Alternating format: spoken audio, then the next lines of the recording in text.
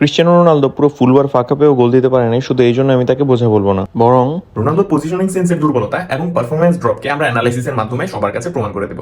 Portugal যখন উইংয়ে বলটা নিয়ে যাচ্ছিল তখন রোনালদো বিটুইন দ্য ডিফেন্ডার যাওয়ার কথা ছিল, কিন্তু সে বিটুইন দ্য ডিফেন্ডার্স না গিয়ে উল্টা আরও ডিফেন্ডারের ক্লোজ যায়, যার কারণে সে আর বলটা ফেরত পায় না এবং অপোনেন্টের খেলোয়াড় দ্বারা পাসিং ব্লকড হয়ে যায়। সে যদি এটি না করে বিটুইন দ্য ডিফেন্ডার সামনে যেত, তখন তার কাছে আরও বেটার অপরচুনিটি থাকতো হয়তো ক্রিয়েট করার জন্য অথবা নিজেই স্কোর করার জন্য, যেটা নাকি রোনালদো করতে পারেন নাই। সেই একই ম্যাচে রোনালদো আরেকটি সুযোগ পেয়েও শিক্ষা হয়নি। এই সিচুয়েশনও রাফায়েল যখন বলটা নিয়ে উইংয়ে যাচ্ছিল তখন রোনালদোর যাওয়ার কথা ছিল সিএফএ, কিন্তু রোনালদো তা কিছুই করেন না, উল্টা সিএফএ যাওয়ার পরিবর্তে সে তার নিজের অবস্থান করেন এবং স্লো হয়ে যান। এই জন্য পরবর্তীতে দেখা যায় রাফায়েল যখন বলটা নিয়ে আসে তখন সে যদি সিএফএ থাকতো তাহলে খুব ইজিলি একটা গোলের সুযোগ হতে পারতো, যেটা নাকি রোনালদো মিস করেন। এই সিচুয়েশনে কানসেলো যখন বলটা পায় তখন রোনালদোর between the defenders old school মেথডে সামনে যাওয়ার কথা ছিল, কারণ কানসেলো যদি তাকে অ্যাসিস্ট করতো তাহলে সে 1v1 হতো, কিন্তু রোনালদো তা না করে স্লো হয়ে যান এবং ডিফেন্ডারদের পিছনে অবস্থান করেন, যার কারণে তাকে শুট নিতে হয়। রোনালদো যে পর্তুগালের জন্য বার্ডেন, এটা একটা প্রাইম উদাহরণ হতে পারে। পর্তুগাল যখন কাউন্টারে যাচ্ছিল তখন রোনালদোর থাকার কথা ছিল সিএফ এর পজিশনে অথবা অ্যাটাকিং এর পজিশনে, যেটা নাকি আমরা রিয়াল মাদ্রিদে দেখেছি, কিন্তু গত ম্যাচে রোনালদো রানই মেক করেন নাই।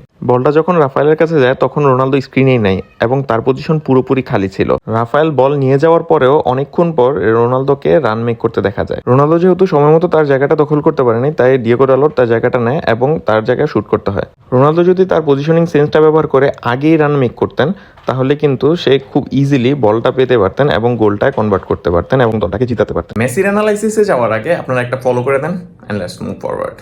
মেসি অসুস্থ অবস্থাও একটা দলে কিভাবে কন্ট্রিবিউট করতে পারে এটা একটা প্রাইম উদাহরণ হতে পারে।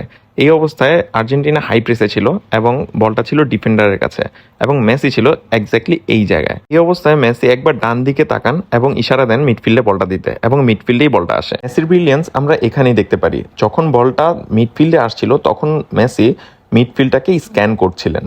এখানে তিনি একটা হাই আইকিউর পারফরমেন্স ড্রপ করেন। মেসি একাধারে নিজের কাছে বল আসলে কিভাবে মারবেন সেটা ডিসাইড করেন এবং সেখানে যে এনজো ফার্নান্দেস রান মেক করছে সেটাও খেয়াল করেন।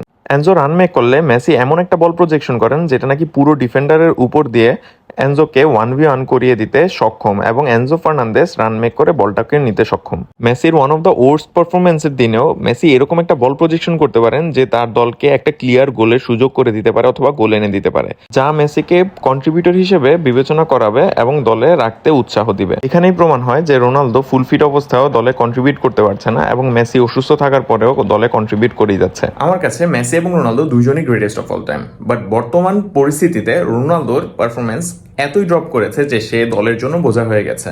এখন তার উচিত যে কিছুদিন ব্রেক নিয়ে আবার সে পারফরমেন্সের মধ্যে ব্যাক করা। অ্যান্ড অন্যদিকে আপনি যদি মেসিকে দেখেন, সে কিন্তু অ্যাটাকিং মিডফিল্ডার খেলতেছে, সো সে যদি গোল অ্যাসিস্ট নাও করে তার উপর কেউ কোনো কোয়েশ্চেন করবে না, cause he is still best play maker of Copa America. So Messi যেখানে অন্য একটা পজিশনেই খেলতেছে সেখানে রোনালদো কিন্তু তার নিজের পজিশনই স্ট্রিক্ট আছে, অ্যান্ড পজিশনের মধ্যে যেখানে আছে সেখানে কিন্তু up to the mark performance করতেছে না। সো রোনালদোর উচিত যে একটা ব্রেক নিয়ে আবার তার জাতীয় দলের মধ্যে আরো বেটারভাবে ফিরে আসা। সো আজকে পর্যন্তই, দেখাবো না কোনো ভিডিওতে। লাইক